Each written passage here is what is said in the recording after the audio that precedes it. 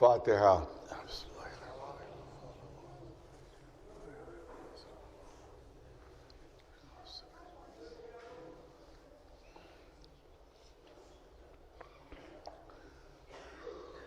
اعوذ باللہ السمیع العلیم من الشیطان اللعین الرجیم، بسم اللہ الرحمن الرحیم، الحمد للہ رب العالمین، والصلاة والسلام علی سید الانبیاء والمرسلین، سیدنا و نبینا و شفیع المذنبین ابی القاسم محمد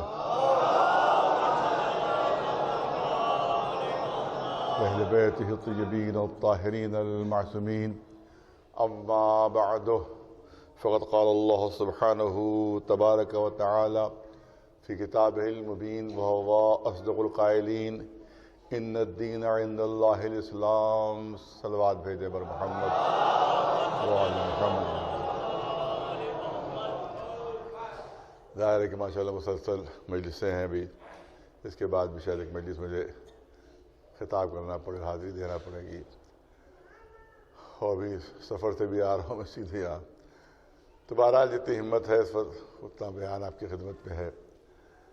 مشہور معروف آیت کریمہ بنیادی حیثیت جو رکھتی ہے قرآن مجید میں، وہ اللہ کا یہ اعلان کہ ان الدین عند اللہ الاسلام، اللہ کے نزدیک دین صرف اسلام ہے، یہی وہ دین ہے، یہی وہ قانون حیات ہے، یہی وہ قانون زندگی ہے جو اللہ نے اپنے بندوں کے لیے منتخب فرمایا ہے، اور اس کے علاوہ کوئی اور قانون حیات قابل قبول نہیں ہے اللہ کے لیے، کیونکہ دوسری آیت میں پھر صاف اعلان ہو رہا ہے کہ وَمَن يَبْتَغِ غَيْرَ الْإِسْلَامِ دِينًا فَلَن يُقْبَلَ مِنْهُ، جو دین اسلام کے علاوہ کوئی اور دین اختیار کرے گا تو وہ ہرگز قبول نہیں کیا جائے گا۔ تو اس کا مطلب ہے کہ قابل قبول اگر کوئی دین ہے اور جو اللہ نے قانون حیات بھیجا اس کا نام ہے اسلام۔ اب ہم کو یہ دیکھنا ہے کہ دوسرے مذاہب میں اور اسلام میں کیا بنیادی فرق ہے۔ یوں تو بہت سے امتیازات ہیں اور خصوصیات ہیں، میں صرف ایک پہلو عرض کروں گا، وہ بھی اختصار سے، کیونکہ اس پہلو کے لیے بھی پورا شرح چاہیے۔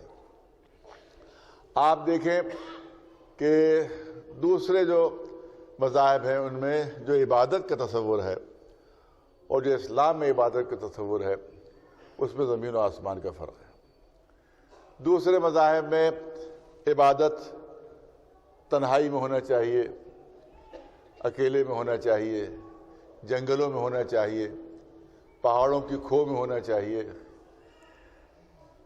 پہاڑوں کی چوٹیوں میں ہونا چاہیے۔ جتنی آبادی سے دور ہٹ کر عبادت ہوگی ان کی نظر میں اس عبادت کا مرتبہ اتنا ہی بلند ہے، اتنا ہی وہ عبادت کا مرتبہ بلند ہے کہ جتنی ایکانت میں ہوگی، وہ تنہائی میں ہوگی، سماج سے ہٹ کر ہوگی، سوسائٹی سے کٹ کر ہوگی، وہ اتنی ہی بلند مرتبہ عبادت کیا سمجھی جاتی ہے۔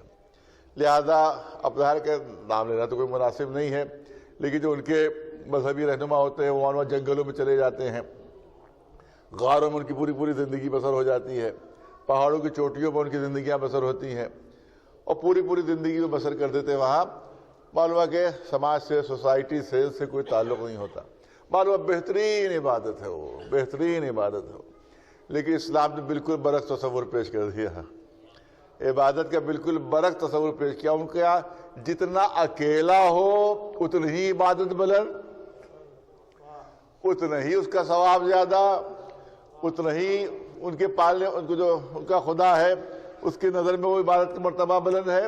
لیکن یہاں بالکل برعکس نظریہ ہے کہ اگر اکیلے نماز پڑھو گے تو ثواب کم ہے، اگر جماعت کے ساتھ پڑھو گے تو ثواب بڑھتا چلا جائے گا، جتنی جماعت کی تعداد بڑھتی جائے گی اتنا ہی ثواب میں اضافہ ہوتا چلا جائے گا۔ ایک صلوات بھیجے محمد۔ تو معلوم ہے کہ یہاں بالکل برعکس نظریہ پیش کر دیا عبادت کا، یہاں تک کہ اعلان ہوا کہ جو مسجد کا ہمسایہ ہے اور ہمسایہ میں مسجد کے رہتا ہے، وہ اگر گھر میں نماز پڑھا ہے تو اس کی نماز ہی نہیں ہے، جائے مسجد میں نماز پڑھے، سب کے ساتھ پڑھے، اور اس کے بعد جمعے کی نماز رکھ دی تاکہ پورا شہر ایک جگہ جمع ہو، عیدین رکھ دی تاکہ آس پاس کی آبادیاں بھی آ جائیں، اور پھر حج رکھ دیا تاکہ سارے دنیا کے مسلمان ایک جگہ جمع ہو جائیں. ایک صلوات بھیجے بلند آواز محمد. تو عبادت بھی ہے اور اجتماعیت بھی ہے، ساتھ ساتھ اتحاد بھی ہے، آپس میں میل و محبت کا مظاہرہ بھی ہونا چاہیے. کیونکہ اگر الگ الگ رہیں گے تو آپس میں نفرتیں پیدا ہو سکتی ہیں، دوریاں پیدا ہو سکتی ہیں. لیکن جب بار بار ملیں گے تو نفرتیں ختم ہوں گی، آپس میں محبت پیدا ہوگی. جب دوری ہوتی ہے تو دوسرے غلط فہمیاں بھی پیدا کر دیتے ہیں، اور دوری ہونے کی وجہ سے غلط فہمی دور نہیں ہو پاتی. لیکن جب آپس میں بار بار ملیں گے تو پھر کوئی غلط فہمی بھی پیدا نہیں کر پائے گا. ایک صلوات بھیجے بلند آواز.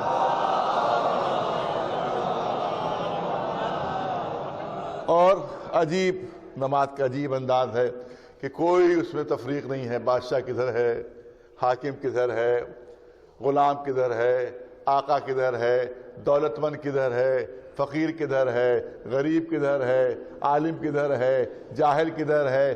یا آپ دیکھیں کہ ایک صف میں کھڑے ہو گئے محمود و ایاز، نہ کوئی بندہ رہا اور نہ کوئی بندہ نواز. وہاں کے اوپر بادشاہ بھی اسی صف میں کھڑا ہوا ہے اور اسی صف میں غلام بھی کھڑا ہوا ہے. اور جس وقت سجدہ کرتا ہے تو آگے کھڑا ہوا ہے ایک مزدور، پیچھے کھڑا ہوا ہے دولت مند. جہاں پر مزدور کے قدم ہوتے ہیں وہاں دولت مند کا سر ہوتا ہے. ایک صلوات بھیجے بلند آواز پر محمد. ایک صلوات بلند آواز پر محمد. عجیب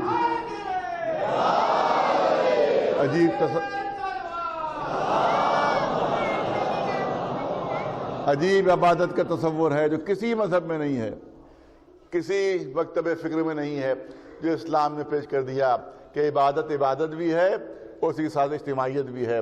اور جہاں نماز عبادت ہے وہاں جو عوام الناس کی خدمت ہے وہ اس سے بڑھ کر عبادت ہے،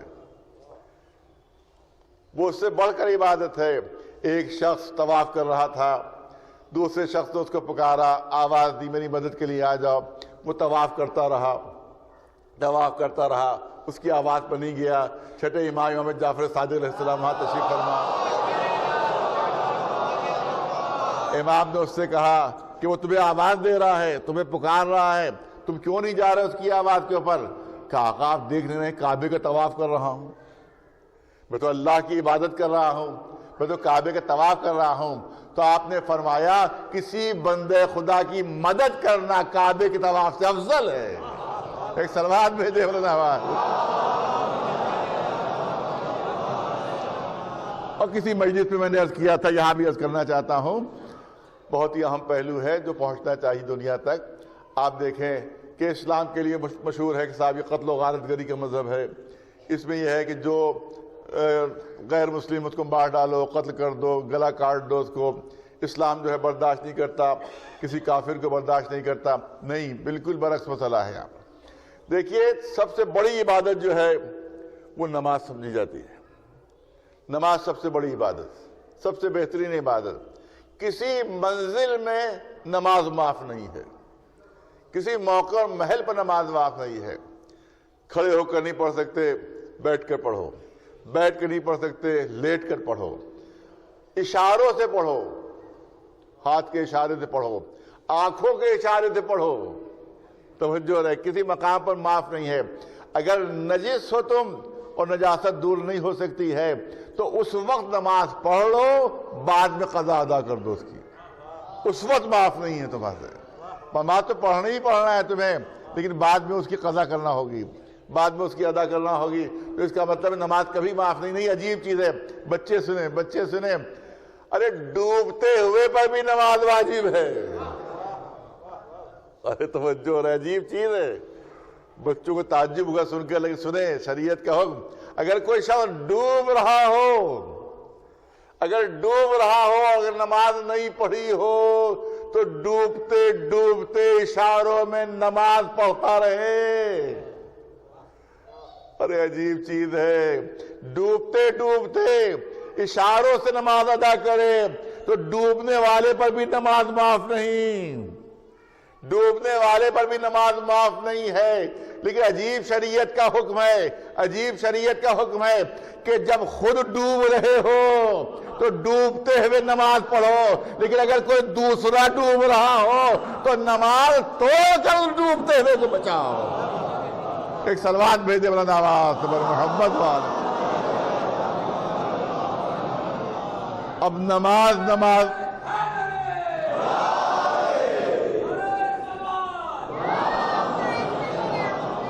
اب نماز عبادت نہیں ہے، اب نماز عبادت نہیں ہے، اب ڈوبنے والے کو بچانا عبادت ہے۔ اگر نماز پڑھتا رہا اور ڈوبنے والا ڈوب گیا تو سخت ترین گناہگار ہوگا یہ شخص، اس کی وہ نماز قبول نہیں ہوگی۔ مگر یہاں پر بھی عجیب بات ہے، ضروری نہیں کہ ڈوبنے والا مسلمان ہو۔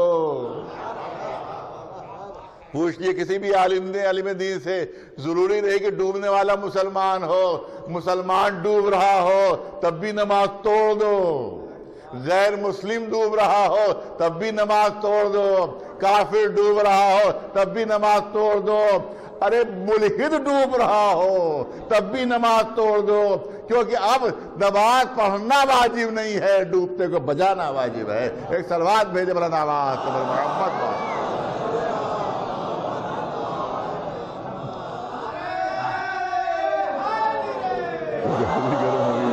ہلکا ٹھنڈا بھی لگے۔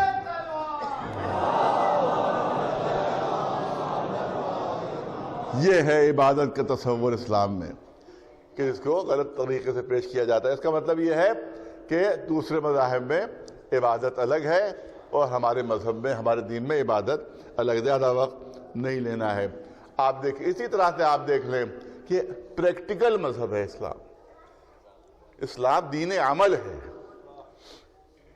دوسرے مذہبوں میں کیا ہے آپ جا کر دیکھیں، جاؤ جو میلے ٹھیلے ان کے ہوتے ہیں، معلوم کوئی صاحب آئے ہیں جن کا ہاتھ بالکل سوکھ گیا، ہاتھ جو اٹھایا انہی نے تو پھر ہلایا ہی نہیں اس کو، یہاں تک کہ اتنی دن تک وہ ہاتھ اٹھائے رہے کہ دوران خون ختم ہو گیا۔ ظاہر جب عمل ہی نہیں ہوگا تو دوران خون بھی نہیں ہوگا، لہذا اب وہ دوران خون جو ختم ہوا تو ہاتھ سوکھ گیا، کیونکہ عمل ہی سے خون کا دوران ہوتا ہے، لہذا اگر عمل نہیں ہے تو دوران خون بھی ختم ہو جاتا ہے۔ معلوم ہاتھ سوکھ گیا بالکل، اب وہ خود بھی حرکت دینا چاہیں ہاتھ کو تو حرکت نہیں دے سکتے، بالکل سوکھ گئے ہاتھ۔ معلوم صاحب بہت بڑے عبادت گزار ہیں، بہت بڑے، ہاتھ سکھا لیا اپنا، ایک ٹانگ پر کھڑے ہو گئے تو مہینہ بھر تک ایک ہی ٹانگ پر کھڑے ہوئے ہیں، حرکت ہی نہیں کر رہے ہیں، تو معلوم وہاں عبادت میں بے عملی ہے۔ ارے توجہ رہے، وہاں عبادت میں بے عملی ہے اور یہاں عبادت میں عمل ہے۔ نماز بھی پڑھو تو ساکت نہیں رہ سکتے، قیام بھی کرو، قعود بھی کرو، رکوع بھی کرو، سجدے بھی کرو، عبادت بھی کرتے جاؤ اور عمل بھی انجام دیتے جاؤ۔ صلوات بھیجے بلند آواز سے محمد والے۔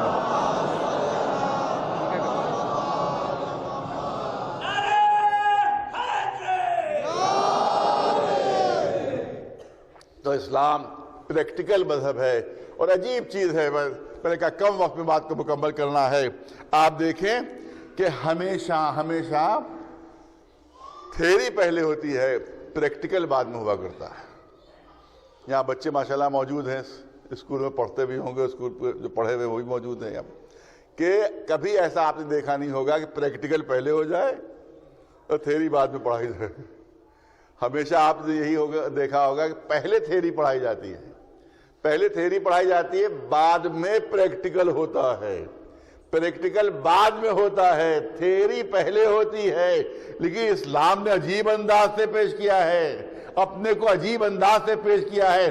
اسلام میں یہاں بھی معاملہ الٹا ہے، ارے بہت توجہ چاہوں گا، اسلام میں یہاں بھی معاملہ برعکس ہے، یہاں بھی معاملہ الٹا ہے۔ پہلے تھیوری ہوتی ہے، بعد میں پریکٹیکل ہوتا ہے، لیکن اسلام نے عجیب انداز سے اسلام کو پیش کیا ہے۔ رسول نے 40 سال تک پریکٹیکل پہلے کیا ہے، قرآن تھیوری بن کر بعد میں آیا ہے۔ ایک صلوات بھیجے بلند آواز پر محمد والے۔ پریکٹیکل پہلے ہے، تھیری بعد میں ہے۔ قرآن کیا ہے؟ تھیری ہے۔ رسول کا 40 سال کا عمل پریکٹیکل ہے۔ دنیا میں کہیں بھی آپ دیکھ لیں انقلاب، میں پوری توجہ چاہوں گا پڑھے لکھے بننے کے لیے جو لے ہیں، ہمیشہ کتاب پہلے ہوتی ہے اور انقلاب بعد میں ہوتا ہے۔ داس کیپٹل مارکس کی پہلے تھی، روس کا انقلاب بعد میں آیا۔ بہت توجہ چاہوں گا، داس کیپٹل پہلے کتاب لکھی مارکس نے، روس کا انقلاب بعد میں آیا۔ روسوں کی کتابیں پہلے تھیں، فرانس کا انقلاب بعد میں آیا۔ تو کتاب پہلے ہوتی ہے، انقلاب بعد میں آتا ہے۔ مگر اسلام نے انقلاب کا نظریہ الٹ دیا، ارے یہاں پریکٹیکل پہلے ہے، قرآن تھیوری بن کر بعد میں آ رہا ہے۔ ایک سلوات بھیجے مولانا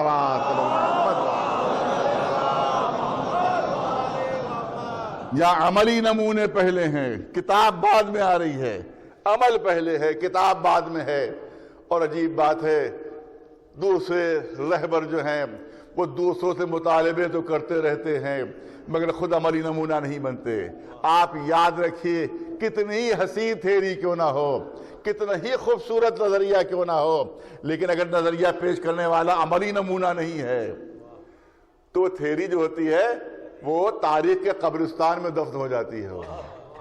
وہ تاریخ کے قبرستان میں دفن ہو جاتی ہے۔ نہیں، سامنے کی مثال بہت پرانی مثال نہیں ہے، ابھی جلدی کی مثال ہے۔ کمیونزم کا نظام کتنے خوبصورت نظریات کے تحت قائم کیا گیا تھا۔ مزدوروں کی حکومت ہوگی، مزدوروں کی حکومت ہوگی، غریبوں کی حکومت ہوگی، سب کو برابر کا حق دیا جائے گا۔ دنیا میں 95% مزدور ہیں، صرف 5% دنیا کے لوگ ہیں کہ جن کے پاس دولت ہے۔ صرف 5% ایسے ہیں جو صاحب دولت ہیں، ورنہ 95% غریب ہے۔ لہذا نظریہ پیش کیا کہ غریبوں کی حکومت ہوگی، مزدوروں کی حکومت ہوگی، سب کو برابر کا حق دیا جائے گا۔ اور جو حاکم ہے وہ بھی جھوپڑی میں رہے گا اور جو محکوم ہے وہ بھی جھوپڑی میں رہے گا۔ لیکن 70 سال سے زیادہ حکومتیں نہیں چل پائیں، وہ بھی بندوق کے زور پر چلی۔ سبب کیا ہے؟ اتنا اچھا نظریہ، اتنی اچھی تھیوری، لیکن پھر بھی حکومت نہیں چل پائی۔ سبب بنیادی یہی ہے کہ دوسروں سے مطالبہ کر رہے تھے، خود عمل کا نمونہ نہیں بن رہے تھے، خود عمل کر کے نہیں دکھا رہے تھے، دوسروں سے مطالبہ۔ تو اگر دوسروں سے مطالبہ ہوتا رہے اور مطالبہ کرنے والے خود عملی نمونہ نہ بنے تو تھیوری ختم ہو جاتی ہے۔ پھر ایک مثال پیش کر دوں، بچپنے کا میرا واقعہ ہے۔ ایک زمانے میں تحریک شروع کی گئی تھی، انگریزی ختم کی جائے، انگریزی ختم کی جائے۔ اور مجھے یاد ہے بچپنے میرے کہ یہاں حضرت گنج ہی میں جتنے یونیورسٹی کے اسٹوڈنٹ تھے، کالج کے اسٹوڈنٹ، وہ ہاتھ میں بالٹیاں لیے، اس کے اندر تارکول بھرا ہوا اور وہ برش لیے ہوئے، جتنے بھی انگریزی کے بورڈ سب کے اوپر تارکول، تب سب پر تارکول۔ انگریزی ختم ہوگی، انگریزی اب نہیں چلے گی یہاں پر، اب غلامی کی یہ زبان ہے، لہذا اب یہ نہیں چلے گی۔ لیکن کیا ہوا؟ چند دن چلی وہ تحریک، ختم ہو گئی۔ جانتے سبب کیا تھا؟ جب انہیں اسٹوڈنٹ کو معلوم ہوا، جب ان بچوں کو، جوانوں کو معلوم ہوا کہ جو ہمارے رہبر ہیں جنہوں نے نعرہ دیا ہے کہ انگریزی ختم کرو، ان کے خود بچے بہترین انگریزی اسکولوں میں پڑھ رہے ہیں، ان کے اولادیں خود بہترین انگریزی اسکولوں میں پڑھ رہی ہیں اور ہم کو بیوقوف بنا رہے ہیں کہ انگریزی ختم کرو۔ وہ تحریک ختم ہو گئی، وہ تحریک مٹ گئی، کیونکہ تحریک چلانے والے خود عمل نہیں کر پا رہے تھے۔ اب اسی میں ایک دلچسپ واقعہ ہے۔ علی گڑھ یونیورسٹی میں علی ڈے تھا، یا شاید 12 ربیع الاول کا پروگرام تھا۔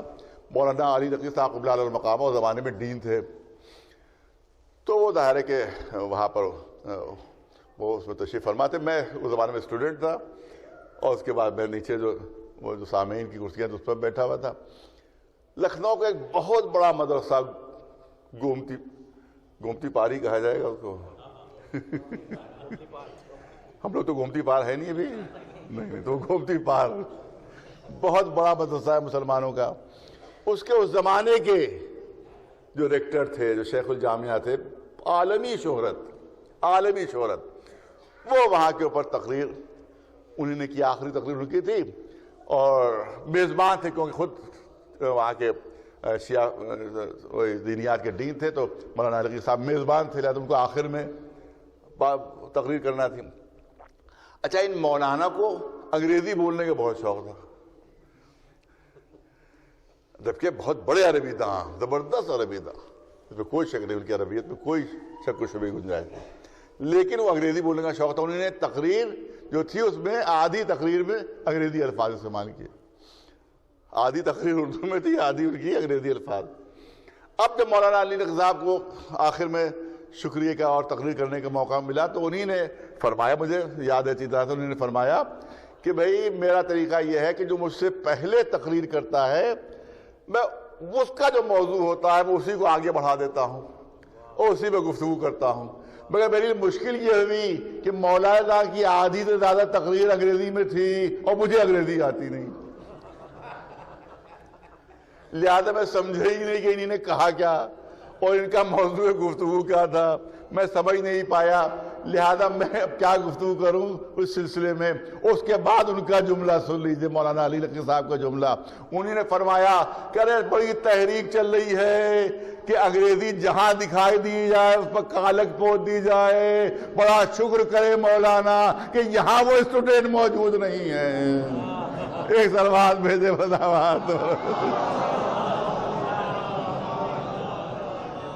اب اس کے آگے کا جملہ آپ خود سوچ لیجئے کہ اس کے آگے کا جملہ کیا ہونا چاہیے کہ اگر وہ ہوتے تو ان کے منہ پر بھی تارکول پوت دیا جاتا ہے. سلوات بھیجے بداوات. تو اس کا مطلب یہ ہے کہ اسلام کے جو رہبر اور رہنما ہیں انہی نے عمل خود پہلے کیا ہے، مطالبہ دوسروں سے بعد میں کیا ہے. یہ خصوصیت ہے اسلام کی. صلوات بھیجے بلند آواز بر محمد وآل محمد.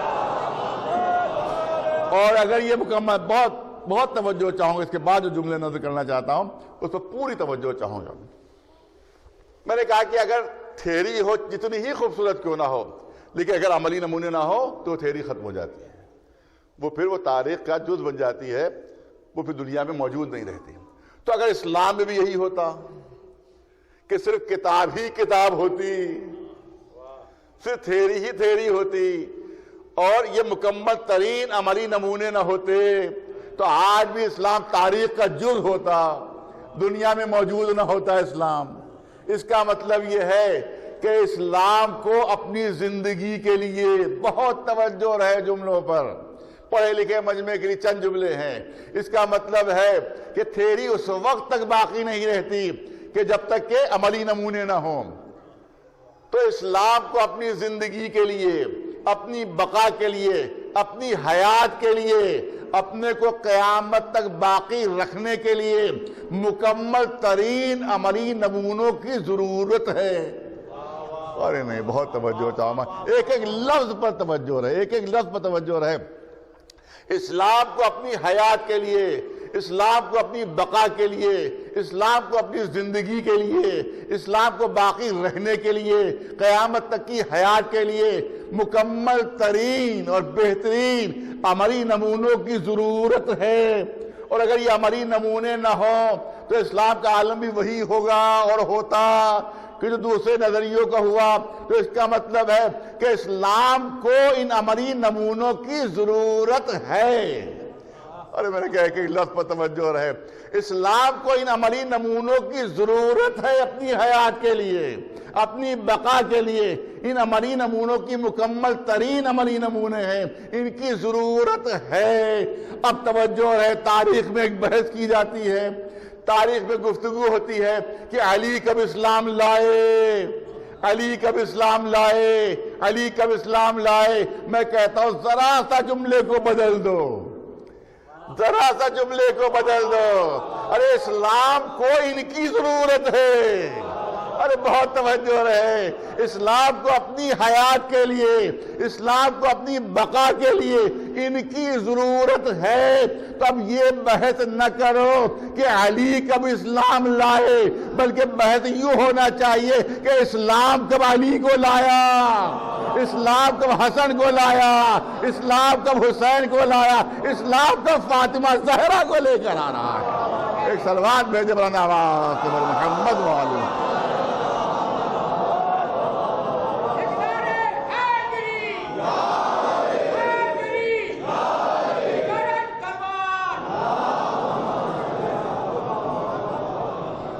یہ عملی نمونہ وہ ہے کہ اسلام کی بقا کے لیے ان کا وجود ضروری ہے۔ یہ عملی نمونے وہ ہے خاص طور سے شہزادی کونین فاطمہ زہرا سلام اللہ علیہ۔ اسی موضوع کے تحت گفتگو آپ دیکھیں، میں نے عرض کیا کہ عمل پہلے اسلام میں، مطالبہ بعد میں ہے۔ دیکھو جیسے میں نماز پڑھتا ہوں ویسی نماز پڑھو، جیسے میں روزہ رکھ رہا ہوں ویسا روزہ رکھو، حج پر جس طرح سے جا رہا ہوں اس طرح سے تم جاؤ، جس طرح سے میں جہاد کر رہا ہوں اس طرح سے جہاد کرو۔ عمل پہلے مطالبہ بعد میں ہے۔ اب ایک بڑی مشکل پیدا ہو گئی، اسلام کیا صرف مردوں کے لیے ہے؟ کیا اسلام صرف مردوں کے لیے آیا ہے، عورتوں کے لیے نہیں ہے؟ نہیں، جس طرح سے مردوں کے لیے ہے اسی طرح سے خواتین کے لیے۔ اب یہاں پر مشکل جو پیدا ہو رہی ہے یہ کہ مرد مردوں کے لیے نمونہ عمل بن سکتا ہے، عورتوں کے لیے نمونہ عمل نہیں بن سکتا۔ ارے کوئی مرد ہے جو عورتوں کے لیے نمونہ عمل بن جائے؟ کس طرح سے شرمایا جاتا ہے؟ کوئی ہے جو ہماری نمونہ بنے؟ کس طرح سے پردہ حجاب کیا جاتا ہے؟ کوئی ہے مرد جو عملی نمونہ بنے؟ نہیں بن سکتا۔ مرد مردوں کے لیے نمونہ عمل، عورت عورتوں کے لیے نمونہ عمل۔ اب مسئلہ یہاں پر پیدا ہو گیا، اسلام کی نظر کا تھیوری کیا ہے، اسلام کی فکر کیا ہے؟ عمل پہلے مطالبہ بعد میں۔ توجہ رہے، عمل پہلے مطالبہ بعد میں، تو رسول اللہ تو مردوں کے لیے نمونہ عمل بن سکتے ہیں۔ تو یہاں تو ہم کہہ سکتے ہیں کہ رسول کا عمل پہلے مطالبہ بعد میں، لیکن عورتوں کے لیے مسئلہ پیدا ہو گیا۔ اب کیسے ہو کہ عمل پہلے اور مطالبہ بعد میں؟ مطالبہ بعد میں تو اس کا مطلب یہ ہے کہ رسول کی رسالت اس وقت تک مکمل نہیں ہو سکتی جب تک کوئی معصومہ موجود نہ ہو۔ ایک صلوات بھیج دے بلند آواز۔ جب تک کوئی خاتون معصوم نمونہ عمل نہ ہو اس وقت تک رسالت مکمل نہیں ہو سکتی۔ اسی لیے رسول نے سند دے دی، فاطمۃ بضعۃ منی، فاطمہ میرا ٹکڑا ہے، میرا ٹکڑا ہے۔ اور آپ یقین رکھیں کہ کل اس وقت تک مکمل نہیں ہو سکتا جب تک جز شامل نہ ہو جائے۔ اس کا مطلب یہ ہے کہ بغیر فاطمہ زہرا کے رسول کی رسالت ناقص رہ جائے گی۔ مردوں کے لیے نمونہ عمل بن سکتے ہیں، عورتوں کے لیے نہیں بن سکتے۔ صلوات بھیجے بلند آواز پر محمد وآلہ۔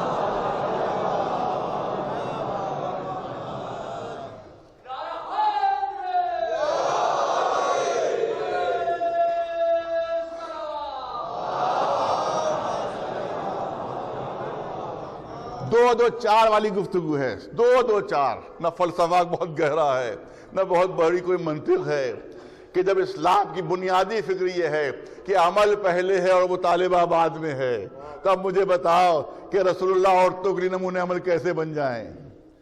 کیونکہ مردوں کے لیے مرد نمونہ عمل ہوتا ہے، عورتوں کے لیے عورتیں نمونہ عمل بنتی ہیں۔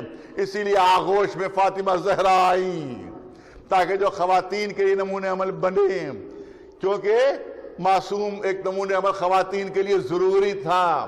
لہذا اب میں یہاں کے اوپر پوری توجہ چاہوں گا، یہاں پر اپنے علماء کی ریسرچ کا نچوڑ آپ کے سامنے پیش کر رہا ہوں، علماء کی ریسرچ کا نچوڑ آپ کے سامنے پیش کر رہا ہوں کہ اسلام پریکٹیکل مذہب ہے، اسلام عملی مذہب ہے۔ یہاں عمل پہلے ہے، تھیوری بعد میں ہے، پوری توجہ رہے۔ اب سوال یہ ہوتا ہے عورتوں کے لیے کیسے نمونے عمل؟ تو آپ یاد رکھیے کہ میں ایک ریسرچ پیش کر رہا ہوں آپ کے سامنے کہ جب تک شہزادی آغوش رسول میں نہیں آ گئی ہیں کوئی عملی حکم نازل ہی نہیں ہوا۔ ارے بھرپور توجہ چاہوں گا، کوئی عملی حکم نازل ہی نہیں ہوا۔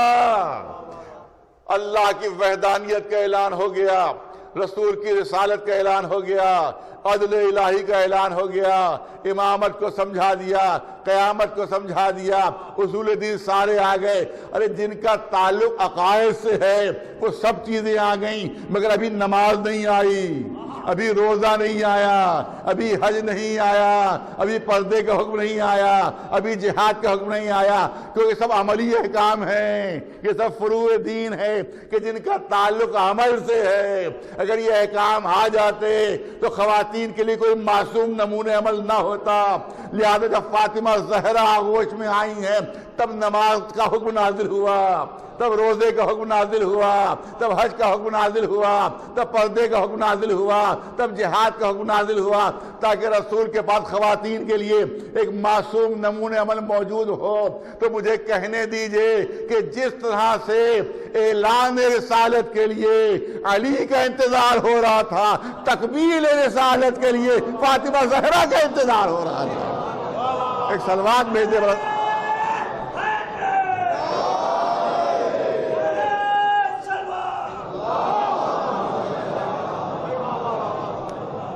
ایک صلوات بلند آواز بر محمد وآل محمد۔ نہیں، زیادہ وقت نہیں لینا ہے۔ بہترین نمونہ عمل، بہترین نمونہ عمل خواتین کے لیے، اور کل 18 برس کی زندگی ہی میں قیامت تک کے لیے بہترین نمونہ عمل بن گئی۔ یہاں پر بھی شاید یہ سید العلماء نے ارشاد فرمایا تھا، میرے ذہن میں ہے، رہ گیا، کسی بزرگ کی بات ہے جو میں پیش کرنا چاہتا ہوں۔ آپ دیکھیں کہ اللہ کا کوئی عمل عبث نہیں ہوتا، کوئی عمل بھی حکمت سے خالی نہیں ہوتا، کوئی بھی عمل اس کا خامخواہ نہیں ہوا کرتا، کوئی عمل خامخواہ نہیں ہوتا اس کا۔ اور یہ پر لطف اسی میں ایک چیز ہے پیش کر دوں، اور یہ بھی میں نے ایران کے بہت بڑے خطیب اور بہت بڑے عالم آیت اللہ قراتی کے درس میں انہوں نے ایک بات یہ کہی، میں نے کہا کوئی عمل اللہ کا عبث بیکار نہیں ہوتا۔ جناب موسیٰ کے سلسلے میں انہوں نے بیان کیا کہ ایک مکھی بہت پریشان کر رہی تھی جناب موسیٰ کو، کبھی ناک پر بیٹھ رہی ہے، کبھی کان پر بیٹھ رہی ہے، کبھی آنکھ پر بیٹھ رہی ہے۔ تو جناب موسیٰ تشریف لے کے کوہ طور پر اور کہا، پالنے والے یہ بتا دے تو نے مکھی کو کیوں پیدا کر دیا؟ تو نے مکھی کو کیوں پیدا کر دیا؟ مکھی کو کیوں پیدا کر دیا؟ اب اللہ کی طرف جواب کیا ہے سنیے۔ اللہ نے جواب دیا، اے موسیٰ تم نے تو صرف ایک بار پوچھا ہے کہ مکھی کو کیوں اللہ نے پیدا کیا، اور یہ مکھی مجھ سے 30 بار پوچھ چکی ہے کہ موسیٰ کو کیوں پیدا کیا ہے۔ صلوات بھیجے ایک صلوات بلند آواز پر محمد وآلہ۔ بس زیادہ طولانی بیان نہیں، خاص طور سے جو کھانے کی مجلس ہو اس میں سمجھداری یہی ہے، اختصار برتنا چاہیے۔ ایک صلوات بھیجے بلند آواز برناد۔ لوگوں کی توجہ پھر کھانے کی طرف ہو جاتی ہے، مجلس کی طرف نہیں ہوتی، پوری توجہ بس 5-7 منٹ لینا، اس سے زیادہ نہیں۔ کوئی چیز، کوئی عمل عبث نہیں ہوتا۔ اب مجھے اتنا بتا دیجئے، پوری توجہ، بھرپور توجہ، مردوں میں 13 معصوم، خواتین میں 1 معصومہ، کوئی عمل عبث و بیکار نہیں ہوتا۔ اب یہاں کے وہ جملے سن لیجئے، 13 معصوم مردوں میں، خواتین میں کل 1 معصومہ۔ اب سنیے، اس کا مطلب یہ ہے کہ رسول کے بعد اللہ کو علی کی ضرورت محسوس ہوئی۔ توجہ رہے، رسول کے بعد اللہ کو علی کی ضرورت محسوس ہوئی، علی کے بعد اللہ کو امام حسن کی ضرورت محسوس ہوئی، امام حسن کے بعد اللہ کو حسین کی ضرورت محسوس ہوئی، امام حسین کے بعد اللہ کو چوتھے امام کی ضرورت محسوس ہوئی، چوتھے امام کے بعد امام باقر کی ضرورت محسوس ہوئی، امام باقر کے بعد امام جعفر صادق کی ضرورت محسوس ہوئی، اس کے بعد ایک ایک امام کو گنتے چلے جائیے، ہر امام کے بعد اللہ کو دوسرے امام کی ضرورت محسوس ہوئی، تبھی تو دوسرا امام آ رہا ہے۔ اللہ کا کوئی عمل بیکار نہیں ہوتا، بے سبب نہیں ہوتا، اس کا مطلب ہے ضرورت ہے تبھی ایک کے بعد ایک امام آ رہے ہیں۔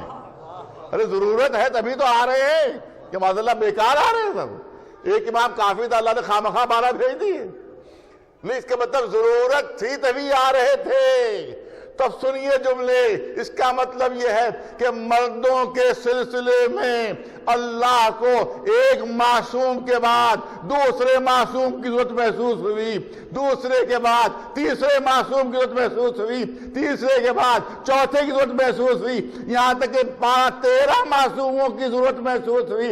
اس لیے مردوں میں 13 معصوم آ رہے ہیں، لیکن شہزادی کونین عورتوں کے لیے ایسا مکمل نمونے عمل بن گئی کہ اب قیامت تک اللہ کو کسی دوسری معصومہ کی ضرورت نہیں محسوس۔ ایک سلوات بھیجے بلند آواز محمد، ایک سلوات بلند آواز محمد وآل محمد۔ کیا کروں شہزادی کی عظمت، کیا کروں شہزادی کا مرتبہ۔ بس ایک منٹ اور اس کے بعد مصائب کی منزل ہے۔ آپ دیکھیں، ایک عجیب پہلو احساس کرنا چاہتا ہوں کہ اللہ کو میں پسند نہیں ہے، اللہ کو کسی کی میں پسند نہیں ہے۔ ادھر کسی نے میں کرنا شروع کی، ادھر اللہ نے اس کا سر کچلا، اس کا سر کچلا اس کا۔ یہاں تک کہ انبیاء تک میں بھی ہم کو اللہ کا یہی انداز ملے گا۔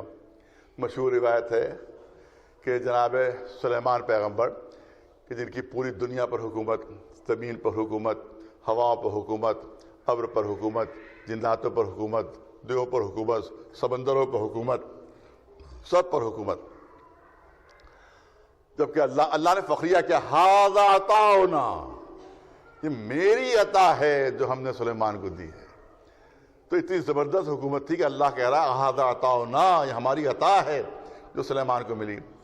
ایک زبردست محل بنوایا جناب سلیمان پیغمبر نے، اور حکم دے دیا کہ اس میں سب سے پہلے میں داخل ہوں گا اور میرے علاوہ کوئی داخل نہیں ہوگا، سب سے پہلے میں داخل ہوں گا۔ اب ظاہر جناب سلیمان پیغمبر کا حکم تھا، ہر طرف پہرے بیٹھ گئے کہ کوئی داخل نہ ہو وہاں پر۔ سب سے پہلے جناب سلیمان نے فرمایا کہ میں داخل ہوں گا۔ اب اس کے بعد جناب سلیمان پورے لاؤ لشکر کے ساتھ آپ تشریف لائے اور سب سے پہلے محل کے اندر قدم رکھا۔ حکم تھا ان کا کوئی مجھ سے پہلے کوئی داخل نہ ہو۔ سب سے پہلے اب جو دروازے کے اندر محل کے قدم رکھا تو دیکھا ایک صاحب وہاں پہلے سے موجود،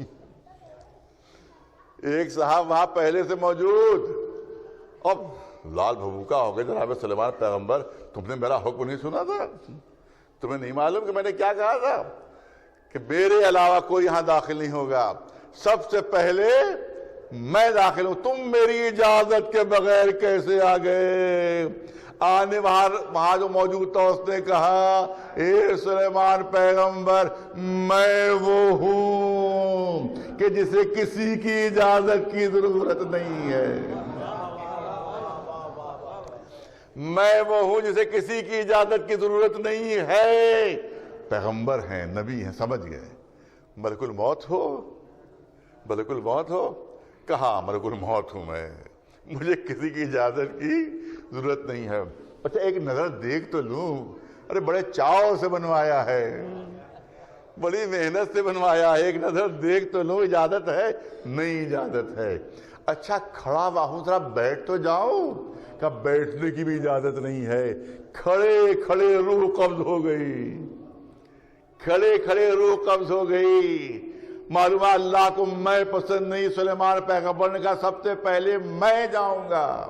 اللہ نے ملک الموت کے ذریعے سے یہ میں توڑ دی، لیکن کیا کیا جائے، ملک الموت کی زبان سے بھی نکل گیا کہ میں وہ ہوں جسے کسی کی اجازت کی ضرورت نہیں ہے۔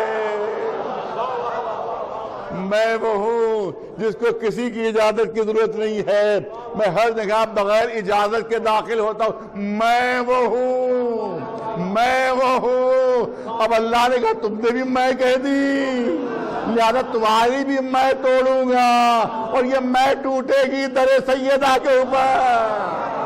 ایک صلوات بھیجے بنانا محمد والی۔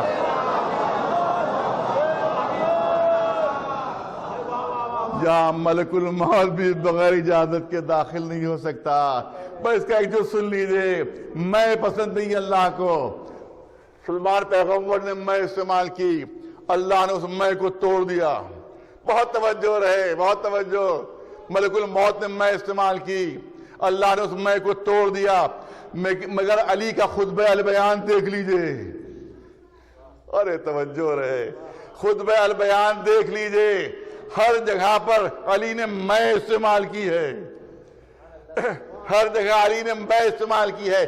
میں وہ ہوں جو دریاؤں کو روانی دیتا ہوں، میں وہ ہوں جو ہواؤں کو چلاتا ہوں، میں وہ ہوں کہ جس کے اشارے پر ابر حرکت کرتا ہے، میں وہ ہوں جو ننھی سی چوٹی کو بھی اس کا رزق دیتا ہوں۔ ہر جگہ میں ہے، ہر جگہ میں ہے۔ پالنے والے تجھے تو میں برداشت نہیں، ارے توجہ چاہوں گا، پالنے والے تجھے تو میں برداشت نہیں۔ علی ہر مقام پر کہہ رہے میں وہ ہوں، میں وہ ہوں۔ تو ندائے قدرت آئے گی، کیا کروں، اپنی ساری مرضیاں پہلے ہی دے چکا ہوں، اب علی کو اجازت ہے جو دل چاہے کہے۔ ایک صلوات بھیجے والا نواز پر محمد۔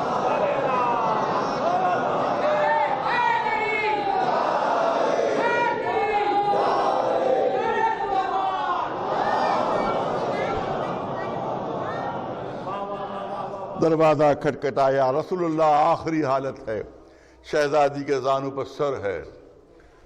دروازہ کسی نے کھٹکھٹایا، شہزادی نے فرمایا بابا کی طبیعت ٹھیک نہیں ہے، اس وقت کسی کو ملنے کی اجازت نہیں ہے، پھر کسی اور وقت آ جانا۔ پھر اس شخص نے دوبارہ دروازہ کھٹکھٹایا، شہزادی نے کہا میں کہہ رہی ہوں کہ طبیعت ٹھیک نہیں، کوئی نہیں مل سکتا اس وقت۔ تیسری بار پھر دروازہ کھٹکھٹایا، اب رسول اللہ نے غصے سے آنکھیں کھولی، اے میری بیٹی فاطمہ زہرا، یہ کوئی اور نہیں ملک الموت ہے، یہ تمہارے در کا مرتبہ ہے، تو کسی سے اجازت نہیں لیتا، وہ تم سے اجازت طلب کر رہا ہے۔ اے بیٹی میری اجازت دے دو، میرا آخری وقت آ گیا ہے، میں دنیا سے رخصت ہونے والا ہوں، میری ظاہری زندگی اب ختم ہو رہی ہے۔ روایت کہتی ہے کہ رسول اللہ نے تھوڑا سا کافور نکالا اور اس کے بعد کہا اے فاطمہ اس کے 4 حصے کر لو، اس کافور کے، ایک میرے کفن میں رکھ دینا، ایک تم اپنے کفن کے لیے محفوظ کر لو، ایک علی کے کفن کے لیے محفوظ کر لو، اور ایک حسن کے کفن کے لیے۔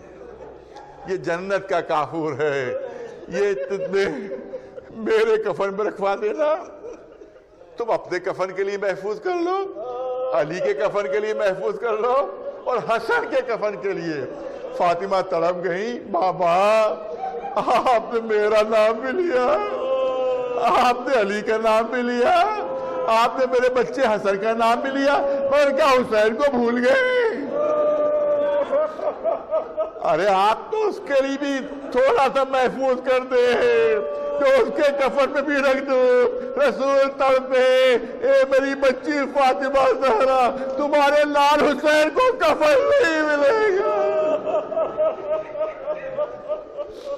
40 دن تک لاش حسین کی بے کفن پڑی رہے گی۔ ہاں غداروں، رسول دنیا سے رخصت ہوئے، مسلمانوں نے آنکھیں پھیری، اب ظلم ہے، ستم ہے۔ کبھی کوئی آ کر کہہ رہا ہے یہ علی فاطمہ سے کہہ دیجئے یا دن کو رویا کرے یا رات کو رویا کرے۔ جب مولا جنت البقیع لے جاتے ہیں تو ایک درخت کے سائے میں دن بھر شہزادی ماتم کرتی تھی، کسی نے وہ درخت کاٹ دیا، شہزادی دن بھر دھوپ میں ماتم کرتی تھی، وہ درخت کاٹ دیا گیا، اور آخر میں تاریخ اسلام کا سیاہ ترین باب کہ جب دروازے پر لکڑیاں جمع کی جاتی ہیں، آواز دی جاتی ہے علی کو باہر نکالو ورنہ ہم گھر میں آگ لگا دیں گے۔ شہزادی نے فریاد کی، اس گھر میں تو میرے چھوٹے چھوٹے بچے ہیں، اس گھر میں تو حسن حسین ہیں، کیا بچوں سمیت تم گھر کو جلا دو گے؟ آنے والوں نے انتہائی بے شرمی سے اور بے حیائی سے جواب دیا کہ ہاں بچوں سمیت گھر کو جلا دیں گے۔ دروازے میں آگ لگائی گئی، دروازہ توڑا گیا، شہزادی دیوار اور در کے درمیان آ گئی، پسلیاں شکستہ ہو گئیں، جناب محسن کی شہادت ہو گئی۔ تفصیلی مصائب نہیں پڑھنا ہے کیونکہ آپ 3 دن سے یہی مصائب سن رہے ہیں، زیادہ تفصیلی مصائب نہیں پڑھنا ہے، ہلکا سا اشارہ ہے جو پیش کرنا ہے۔ زمین پر شہزادی گر پڑی، پسلیاں ٹوٹی ہوئی ہے، شہزادی نے ایک ہاتھ پسلیوں پر رکھ لیا، ایک ہاتھ پسلیوں پر رکھا، لوگ درانہ اندر گھس آئے، علی کو گرفتار کیا۔ اب گرفتار کر کے لے کر چلے تو دروازے ہی سے جانا ہے جہاں فاطمہ زہرا زخمی حالت میں زمین پر پڑی ہوئی، علی کو اسی طرف سے لے کر جانا ہے۔ جیسے ہی علی کو لے کر قریب سے گزرے، روایت کہتی ہے ایک ہاتھ پسلیوں پر تھا، دوسرا ہاتھ بڑھایا اور علی کا دامن تھام لیا، علی کا دامن تھام لیا۔ میں علی کو جانے نہیں دوں گی، میں علی کو جانے نہیں دوں گی۔ آنے والوں نے کہا اے رسول کی بیٹی علی کا دامن چھوڑ دو، اے فاطمہ علی کا دامن چھوڑ دو۔ شہزادی فرماتی ہے کہ نہیں نہیں، میں علی کو جانے نہیں دوں گی، میں علی کا دامن نہیں چھوڑوں گی۔ جب آنے والوں کو یقین ہو گیا کہ فاطمہ علی کا دامن نہیں چھوڑے گی تو تاریخ کے جملے ہیں، کن فض ملون آگے بڑھا، تلوار کا دستہ شہزادی کے ہاتھ پر مارا، ارے ہاتھ کوہنی سے شکستہ ہو گیا، دامن علی کا چھوٹ گیا۔ یہ ہاتھ ایسا شکستہ ہوا کہ پھر شہزادی جب تک زندہ رہی اس ہاتھ سے کام نہیں کر سکی، اس ہاتھ سے کام نہیں لے سکی۔ بس مجلس تمام کرنا چاہتا ہوں۔ ہاں عزاداروں، شہزادی دنیا سے رخصت ہوتی ہیں، مولا علی غسل دیتے ہیں، کفن پہناتے ہیں، تفصیل چھوڑتے بس کرنا ہے، بچوں کو آواز دیتے ہیں، بچوں آؤ اور آخری بار اپنی ماں کی زیارت کر لو۔ سارے بچے قریب آ گئے، ننھی سی جناب زینب، کمسن زینب ماں کے قریب آتی ہیں، دیکھتی ماں کفن میں لپٹی ہوئی، اپنا معصوم چہرہ اٹھا کر باپ سے ایک سوال کرتی ہیں، بابا میرے ایک سوال کا جواب دے دیجئے۔ مولا علی فرماتے ہیں میری ننھی بچی زینب کیا پوچھنا چاہتی ہو، کیا سوال کرنا چاہتی ہو؟ کہا بابا میں نے کئی میتیں دیکھی کہ جن کو جب کفن میں لپیٹا جاتا ہے تو پیروں کو بھی سیدھا کر دیا جاتا ہے، دونوں ہاتھوں کو بھی سیدھا کر دیا جاتا ہے۔ بابا آپ نے ماں کے دونوں پیروں کو سیدھا کر دیا، لیکن صرف ایک ہاتھ سیدھا کیا، دوسرا ہاتھ آپ نے سیدھا نہیں کیا۔ علی تڑپ گئے، اے میری بچی زینب تمہاری ماں کا ہاتھ اس طرح سے شکستہ ہو چکا ہے کہ وہ ہاتھ سیدھا نہیں ہو سکا۔ عزاداروں بس مجلس ختم ہو رہی ہے، ہاں رات کا سناٹا آیا، جنازہ چلا، جنت البقیع میں پہنچا، دیکھا ایک قبر پہلے سے تیار ہے۔ اب آپ دیکھیں مولا علی کی مظلومی دیکھ لیں، مولا علی کی بے کسی دیکھ لیں۔ آپ دیکھیں جب بھی کوئی مومنہ جب تدفین کا وقت آتا ہے تو ایک آواز آپ نے ضرور سنی ہوگی، وہ آواز یہ سنی ہوگی سارے نامحرم ہٹ جائیں، سارے نامحرم ہٹ جائیں، جو محرم ہیں وہی موجود رہیں، کیونکہ کسی بھی خاتون کو جو محرم ہیں وہی تدفین کر سکتے ہیں، اس کی وہی دفن میں حصہ لے سکتے ہیں۔ سارے نامحرم ہٹا دیے جاتے ہیں، صرف محرم رہتے ہیں۔ اور کسی بھی مومنہ کو دفن کرنے کے لیے کیا کسی بھی مومن کو دفن کرنے کے لیے کم از کم 2 محرموں کی ضرورت ہوتی ہے۔ کسی بھی مومنہ کی تدفین کے لیے کسی کو 2 محرموں کی ضرورت ہوتی ہے، ایک وہ جو قبر کے اندر اترے اور دوسرا وہ جو قبر کے اوپر سے میت دے۔ یہ میت دیتا ہے اور جو قبر کے اندر اترتا ہے وہ میت کو سنبھال کر قبر میں لٹا دیتا ہے۔ تو کسی بھی مومنہ کی تدفین کے لیے کم از کم 2 محرموں کی ضرورت ہوتی ہے، لیکن علی کی مظلومی، علی کی بے کسی کے وقت تدفین فاطمہ زہرا علی اکیلے محرم تھے، اکیلے محرم تھے۔ بچے اتنے چھوٹے چھوٹے تھے، اتنے چھوٹے چھوٹے تھے کہ نہ اوپر سے میت ماں کی دے سکتے تھے، نہ قبر کے اندر اتر گئے ماں کی میت سنبھال سکتے تھے۔ اب علی کرے تو کیا کرے؟ تاریخ کہتی یہی وقت تھا کہ علی نے مدینے کا رخ کیا۔ اے اللہ کے رسول، علی کی مدد کے لیے آ جائیے۔ علی فاطمہ کو کیسے دفن کرے؟ روایت کہتی ہے کہ قبر سے 2 ہاتھ بلند ہوئے، قبر سے 2 ہاتھ نکلے، اے علی میری امانت میرے سپرد کر دو، اے علی میری امانت میرے سپرد کر دو۔ نہیں عزیزانو، آپ نہیں سمجھے کہ رسول کے جملے سے علی کے دل پر کیا قیامت گزر گئی ہوگی جب رسول نے قبر سے آواز دی ہوگی کہ میری امانت کو میرے سپرد کر دو۔ یاد کیجئے کہ جب شہزادی کی رخصتی کے وقت تھا تو رسول نے علی سے کہا تھا کہ علی ہذہ فاطمۃ ودیعۃ عندک، اے علی یہ فاطمہ میری امانت ہے تمہارے پاس، یہ فاطمہ میری امانت ہے تمہارے پاس، اور امانت کے لیے شرط ہے کہ جیسی امانت لی جائے ویسی امانت واپس کی جائے۔ جب رسول نے کہا ہوگا اے علی میری امانت واپس کرو تو علی کے دل کا کیا حال ہوا ہوگا؟ اے اللہ کے رسول، جب امانت لی تھی تو پسلیاں بھی سالم تھی، ہاتھ بھی سالم تھا، اور علی جب امانت واپس کر رہا ہے تو پسلیاں چور چور ہے، ہاتھ شکستہ ہو چکا ہے۔ یہ علی آپ سے شرمندہ ہے، اے اللہ کے رسول، یہ علی۔ سَيَعْلَمُ الَّذِينَ ظَلَمُوا أَيَّ مُنْقَلَبٍ يَنْقَلِبُونَ أَلَا لَعْنَةُ اللَّهِ عَلَى الْقَوْمِ الظَّالِمِينَ۔ بولنے والے، اس مختصر عبادت کے طفیل میں ہمارے گناہوں کو معاف فرما دے، ہمیں نیک اعمال کی توفیقات عنایت فرما دے، ہمیں جو مریض ہیں 4 معصومین کے صدقے میں ان کو شفا عنایت فرما دے، جو مقروض ہیں ان کا قرض ادا ہو جائے، جو بے اولاد ہیں ان کو اولاد کی نعمت سے نواز دے، جو بے روزگار ہیں ان کو روزگار عطا فرما دے، جو باروزگار ہیں ان کے روزگار میں ترقی عنایت فرما دے۔ جہاں جہاں بھی دوستداران محمد و آل محمد علیہ السلام ہیں ان کی جان و مال و عزت و آبرو محفوظ و معمور رہے۔ پالنے والے جہاں جہاں بھی شیعہ خصوصیت سے ایران وہاں کے انقلاب کی حفاظت فرما، رہبر انقلاب اسلامی کی حفاظت فرما، اور ایران کے اور انقلاب کے دشمنوں کو نیست و نابود فرما دے۔ اسی طرح سے عراق میں بھی جتنے دہشت گرد ہیں ان کو نیست و نابود فرما دے۔ پالنے والے پرچم اسلام سربلند رہے، پرچم کفر و نفاق سرنگو رہے۔ ہمیں اس وقت دنیا سے نہ اٹھانا جب تک محمد و آل محمد علیہ السلام ہمارے کردار ہمارے عمل سے راضی نہ ہو جائیں۔ پالنے والے ہمارے آخری امام کے ظہور میں تعجیل فرما، اور ہم کو ان کے غلاموں اور جانثاروں میں شمار فرما۔ ربنا تقبل منا انک انت السمیع العلیم۔ الا لعنۃ اللہ علی القوم الظالمین۔